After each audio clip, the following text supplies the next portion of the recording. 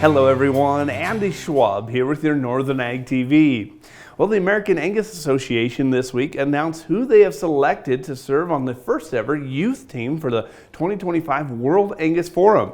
One of those members of that four-person team is Claire Stevenson from Stevenson Angus in White Sulphur Springs, Montana, and she told me she's really looking forward to serving on the Inaugural team that will compete in events such as cattle evaluation, fitting and showing, meat evaluation, public speaking, and practical farming skills.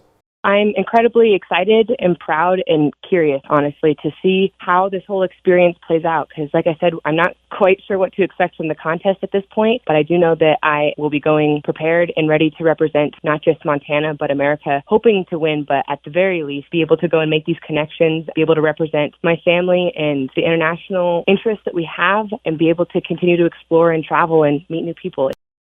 Now, Stevenson and that youth team will travel to the World Angus Forum in Australia in early May. And the American Farm Bureau Federation is hoping to build on this month's farm aid success with new wins for producers next year, especially in a new farm bill. As you may recall, $10 billion in farm aid and $21 billion in farm disaster aid was a pretty big win this month. However, the net farm income is down nearly $40 billion, or 25% from last year. American Farm Bureau's Joe Gilson says the fight for farmers will pick up in the new year.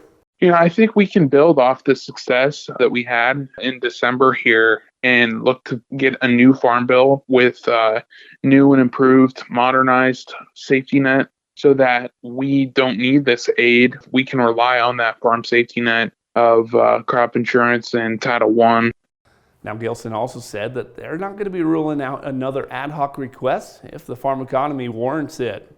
And lastly, there's been more positive news than expected for the red meat exports in 2024. Dan Halstrom, President and CEO of the U.S. Meat Export Federation, says they expected a step back in 2024, but luckily that's not been the case. Our estimate was that business would probably be down, and we threw out 10% a year ago. And the reality is that business is steady to down 1% on volume, but it's up 5%, second highest ever on value. So in that regard, we totally underestimated what would happen this year in a good way. And I think one of the main themes I tried to convey was that I've been watching this a long time, and beef demand globally is record-breaking in certain countries, but in general, it's just darn solid. Now, demand for the U.S. beef is going to be driven in part of those countries with developing economies such as Guatemala, Mexico, and Colombia. Speaking of the beef markets, let's take a quick break, but we'll be back to look at some of those ag numbers. From the beginning, we've worked closely with farmers. BNSF's ties to the agricultural community go back 175 years. Together, we've innovated to make the U.S. agriculture supply chain one of the most efficient and productive in the world. Our strong relationship powers BNSF still today and helps us move the nation like no one else can.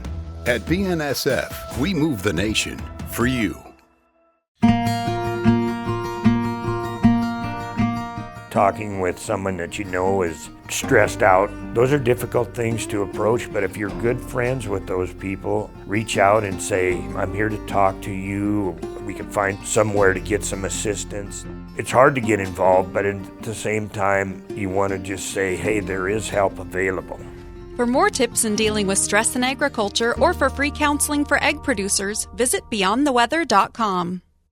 Well, cattle futures were wildly stronger on Thursday with huge gains noted on the board. Those gains actually came despite the cash cattle sector not seeing any significant trade. However, feedlots will likely use the leverage today to push the markets in an upward momentum. One factor, though, that's working against them is this back-to-back weeks of holidays on hump day, and many questions arising of how much the packers need to buy. Turning to our local auctions, this is a good time of year to review, and we saw the bull sales this fall, or from what we saw on the bull sales this fall, for Kirk Angus of the American Angus Association, he tallied his totals at over 3,000 bulls bought by commercial buyers with an average price of $8,200, and commercial bred heifers and young bred cows mostly landing around that $3,200 per head price. On the grain sector of the markets, early indicators on the cash front were setting up for a record day. However, that was due to the USDA not having any reports over the past 2 days and many traders covering their basis in the latter half of the month. However, by the closing bell, cash prices pulled back to steady numbers while futures saw about 5 to 8 cents gain. Today's focus is going to be on that weekly shipments and commitments numbers from the USDA, as it has been delayed today due to that holiday schedule. Well, that's going to do it for our Ag News and Markets. I'm Andy Schwab. Have a great rest of your day.